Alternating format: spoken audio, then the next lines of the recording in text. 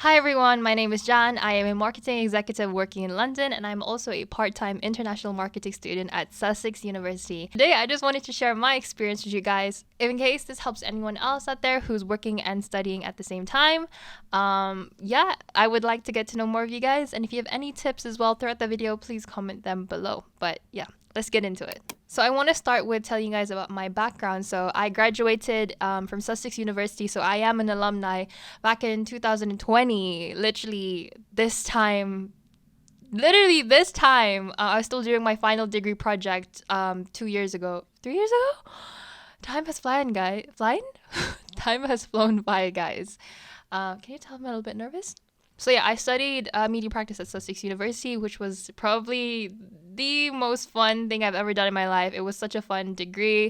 I did a lot of video work, photography. I specialized actually in photography and design, and that really gave me all of the tools to be a content creator. So I could have gone into filmmaking, I could have gone into like video production, graphic design, sound design, but I decided to go down the route of marketing, and I wanted to see where that led me after I graduated. I actually currently work in tech right now, and how I ended up in tech really is kind of a surprise to me because before I wanted to kind of get into music, I interned in some music places. I was kind of directing my projects, even my degree work towards going into the music industry. I did some internships, but somehow I knew music was a personal passion of mine, but I never really knew where I wanted to go, what I wanted to get myself into. Few jobs later, I am finally a B2C marketing executive for a tech company called Code First Girls here in London.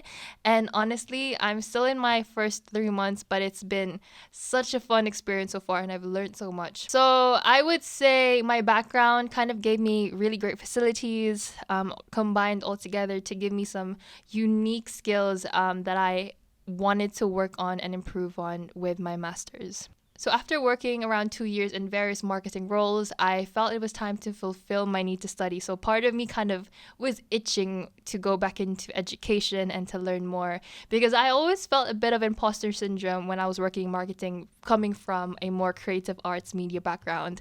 There were things and concepts that even I didn't understand, and I felt was holding me back from reaching my full potential. So what I did last July was sign up for this degree, which I'd been like literally I put on the back burner for 2 years. I first found out about this course at Sussex University in March 2020. So I've had it in the back of my mind, but I chose not to do it sooner because I was thinking about finances. I wanted to gain experience. I wasn't sure if I could study part time because I'm so used to in-person teaching, but it turns out, even during my degree, I spent a lot of it online because we had many strikes halfway through the year. So, yeah, so that, I guess, that's a bit of a summary of my background and how I got into doing this part time master's. Why did I choose Sussex University? So, like I said, I am an alumni and I know the university pretty well, but because of that, I also got an alumni discount. I can't remember how much, but I was able to, it was more affordable than going to a completely different institution. So, the course for this marketing itself, I think for UK students, it's around 11K, but I managed to get it for 9K being an alumni. And it's not really the sole reason as to why I chose Sussex. I was picking between University of London and Sussex Universities because University of London also provided an online international marketing course. But I felt that I was able to kind of get a gist more from Sussex University because I spoke to the faculty there. I spoke to the student successor managers. They gave me more of a well-rounded description of what I would be getting myself into. So yes, I did choose Sussex, partly because of the discount, but mostly because of the course content and what I knew I could get out of it. I did apply for a student loan, so I didn't pay for my master's straight up. I am receiving student loan from it, but that's literally just to cover tuition, and that is also why I am working on the side to kind of help with my living expenses. And because it is part time, I'm only doing one module per term, like per month, basically. So it's not like I'm juggling multiple modules at the same time, which means that I can still do my 9 to 5. So hypothetically, even if I was working part time and studying part time, it'd still be manageable somehow. But yes, I am working 9 to 5. I'm working about, please don't make me do the math. I am working my 9 to 5 Monday to Friday, and then I study in small increments throughout the week, which I'll probably go into more depth later on. What I liked about most about being able to study and work at the same time was I get to experience it. Like, I get to have my marketing day job, but also learn in the evenings. And then as I go, be able to implement them together and kind of combine the two. Because I feel like for me as a learner, I am both a doer and a reader. I have to like read about it and then also put it into practice for me to kind of realize, oh, that's why it is the way it is. So, but that's just me. I knew that I didn't want to do a full-time master's on its own because one, I was just worrying about the finances. I didn't want to I wasn't sure if I wanted to go back into full-time education, and I knew that with part-time it would be more accessible for me to work, even if that wasn't in marketing, even if I was working a different job, like I used to work in hospitality, I still be able to study on the side and kind of work towards figuring out where in marketing I would want to specialize into. It just so happened that I was also working in tech at the time when I first applied. And I think that's kind of what solidified my decision to think, okay, yep, we're doing this. We're sticking with marketing. And I am slowly figuring out which areas I like more and which areas need work in. For example, strategy. I'm working on my copywriting skills. I'm really great at content ideation. But yeah, it's just balancing the both in experience and knowledge. With Sussex, I like that it was international, and studying at Sussex on campus, it is actually a very international and diverse set of students, which is great. You get to learn from so many people from all across the world, make friends with people all across the world. The modules itself sounded really interesting, and I knew what areas I wanted to learn from, such as marketing strategy and research. So I'm currently doing business and marketing strategy. I'm finding it difficult, guys, but it's good because I knew that that's the area I want to target and learn more from. I also learned about consumer behavior and global business environment, which I was very confused about to begin with, but after actually completing the module, a lot more stuff makes sense to me, and it really opened my eyes, especially through the research that I had to do. So in terms of learning, have I learned a lot? I would say yes, I have learned a lot, and there's times where I sit there thinking, why do I have to know this? None of the information is going into my brain. But when I look back at my notes and when I do my day job and I'm analyzing data or I'm doing a task, half the time I'm like, it now makes sense. So I can really like learn during the night and put it into practice during the day. That's the way it is. But yeah, it helps me understand tasks more, especially in the areas that I want to work on. And I verbally told my manager, I'm not so great at data. So you might have to just give me some time and some guidance to work on this. My managers are aware that I am doing a part-time master's, and they're very supportive about it, especially in my current job, which I only started about 2 months ago. So it's really interesting to tell them that yes, I am starting part-time, but yes, there is a purpose for this, and hopefully this makes me a better candidate for this job, a better marketer for this job. I am really thinking, I guess, ahead in what I learned. But however, it can be a brain overload as each module is about 7 weeks long, so it can be quite intense on top of a 9 to 5. And also other responsibilities. So I guess sometimes I would say I don't really have a life outside of my 9 to 5, my study, and then my home responsibilities. So yeah, finding a balance is something I'm still working on and trying not to burn out from. But I feel motivated and dedicated to kind of, I'm enjoying both, so it doesn't feel like a burden to me. But obviously there's times where I'm like, I'm exhausted, I don't want to study, I really don't want to do this assignment or this group work. But you really just have to like think of the end goal and like basically just do it, like work through it. And at the end of the day, whenever I finish my module, I feel so much more accomplished. However, timekeeping is very important. So Google Calendar is my best friend now. Each week, there is an interactive reading module, which takes about 120 minutes to complete. And that's split up between like little sub-modules based on the reading that you're provided with. And this is also extended further if you have research to do or group work. And then you also have about 2 to 3 assignments that are split between like like 100% of your grade. Normally it's about 70% for the big assignment, 30% for the midterm assignment. This course is specially designed for people like me who are working and learning part-time, or if you're, I guess, wanting to do education on the side, it's great. And if you're traveling, if you're a digital nomad and you're like, okay, I want to travel the world, but I also want to learn, this is great because you can literally study from anywhere around the world. So we do have students from, there's a map where you can see how many students are from where. There's some from the Philippines, there's some from like the Netherlands, there's some from North America, and it's great. It's great to see where my classmates are. However, there isn't really that much interaction between us, which I do wish there was more. But the one thing about the learning is I do wish there was a week break in between, either halfway through the 7-week module or before the final assignment, because it is so intense. If you miss a week, you literally have to catch up, and sometimes it just gets a bit if I miss a module after week 4, I'm like, okay, I'm just gonna work in the assignment now. I really don't have time to finish my modules. So it is really difficult to finish all 7 weeks of modules. And right now, what I'm trying to do is work 2 weeks ahead or a week ahead, which is kind of intense because of our group work. So what I would suggest to, I think, whoever is managing the module is, could we get a break in between, or a break in between the final assignment to catch up, or to actually get a breather to work on our assignment, because it is difficult. It's so far I've managed to do it, but I feel like my grades have been sort of half-assed.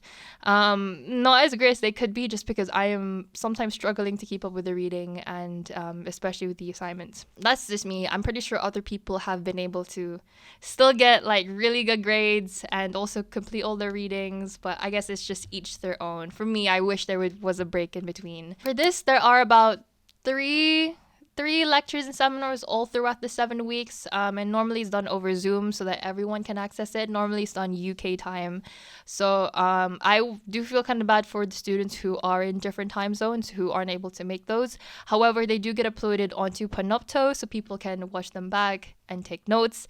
I do prefer watching them back at 1.7 speed, and I can just go to the specific areas that I need to know, which kind of sucks because I do miss the feeling of going to an in-person lecture. But to be fair, I just watch a lot of my lectures back during my undergrad, so it's nothing new to me. Nothing new. Even during my undergrad, I found it hard to concentrate during lectures. Half the time I would just tune out. It was bad. I do prefer seminars that you can interact more with your team. There's more of like a question and answer section.